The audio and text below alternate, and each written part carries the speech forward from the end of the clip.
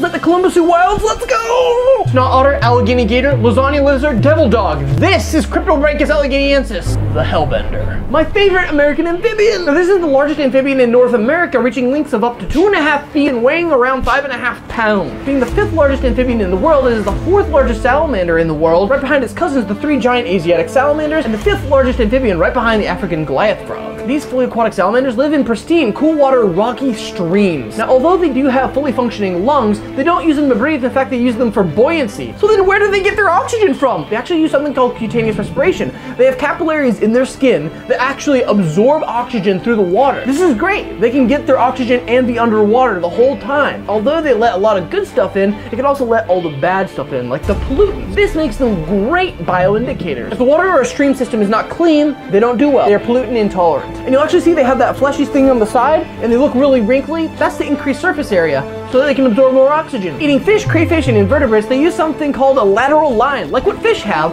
to help detect vibrations in the water to find their food. They have terrible eyes, they can't see well. And once they find their food, they suck it in, eat it, go back down, vibe. They don't really go out from under their rock very often. And they are nocturnal hunters. If you're worried about these guys in your stream or ecosystem, and you're like, oh my gosh, it's terrifying. It's nocturnal, they're hard to come across, they're not aggressive, so you can't really get hurt by a hellbender. Unfortunately, they are near threatened, considered endangered in many of the states in which they are from. They are on the decline, like most amphibians. This is mostly due to pollution and lack of healthy, cool streams. So it is so imperative that we help protect the Pennsylvania state amphibian, that's where I'm from, and do the best we can to bring these beautiful, peaceful giants back into our wildlife. Efforts at places like the wilds are so important because they are building those populations back up and doing research on how we can better improve our streams and ecosystems. Hit the plus for more animals in the Columbus Zoo Wilds, like my favorite American amphibian, the Pennsylvania state amphibian, the Hellbender.